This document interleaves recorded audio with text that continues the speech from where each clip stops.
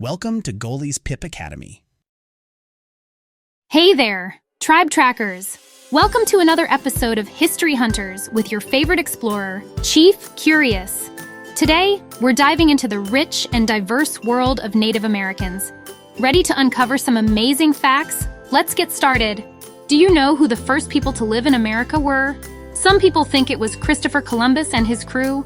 Others think it was European settlers, but it was actually the Native Americans. Native means they were born in America, though it wasn't called America at the time. This was long before it became the United States. They were here much earlier than Columbus.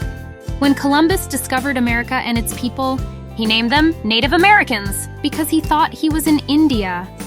The Native Americans lived in both North and South America, including Alaska and Hawaii. There were different tribes and cultures who lived in different parts of the country.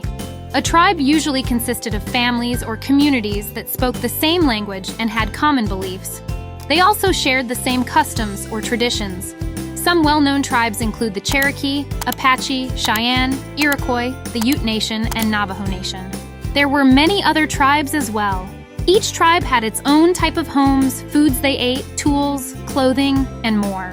The tribes are no different than people across the world today who have their own cultures and customs. It's pop quiz time! Are you ready to test your knowledge? Each tribe had its own type of homes, foods they ate, tools, clothing, and more. A. True. B. False. Did you select the option A? Yes, you are right. Most historians believe the tribes were quite peaceful before the arrival of Columbus and other Europeans.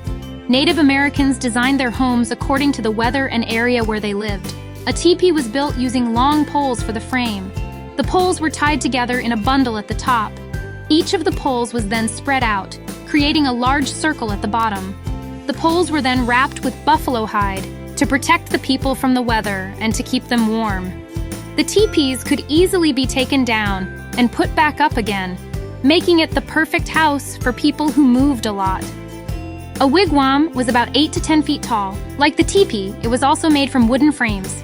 These frames were covered with sheets of bark from a birch tree. Native Americans also used birch bark to cover canoes because it was waterproof and strong.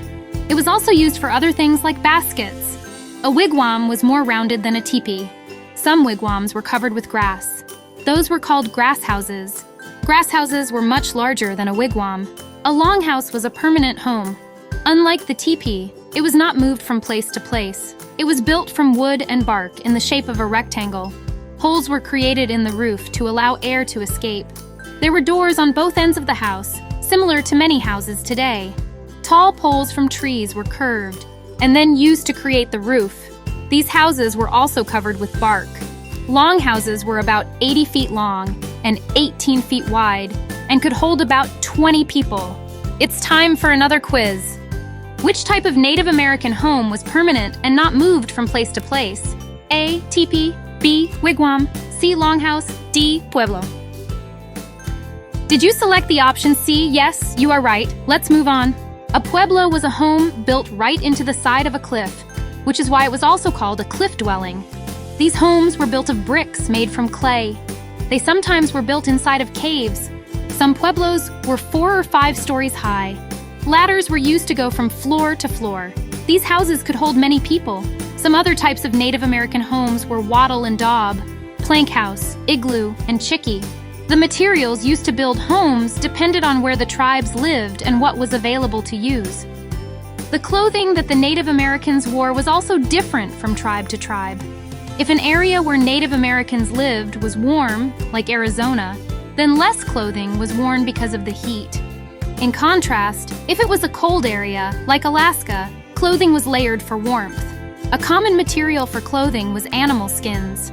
The soft leather of the animal hides was used for shoes, as well as covering for some of their homes. Plants and cotton were also used for clothing. Native Americans used the resources around them, like plants, bark, and roots, to create dye.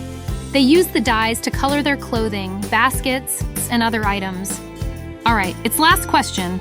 What did Native Americans use to create dye for their clothing? A. Rocks. B. Plants. C. Sand. D. Metal. Did you select the option B? Yes, you are absolutely right. Many tribes hunted buffalo or caribou for food, as well as deer and rabbits.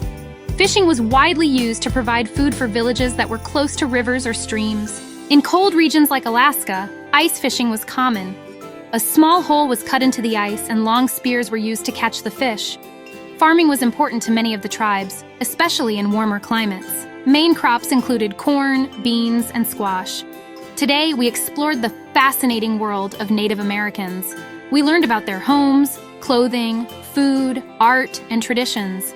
And remember, this journey through history was brought to you by Goli, the best kids tablet. My mind is blown! Where can I learn more about these videos? Oh yeah, getgoli.com. There's no ads, there's no junk, just cool stuff for kids and a dedicated tablet. Check it out, getgoli.com.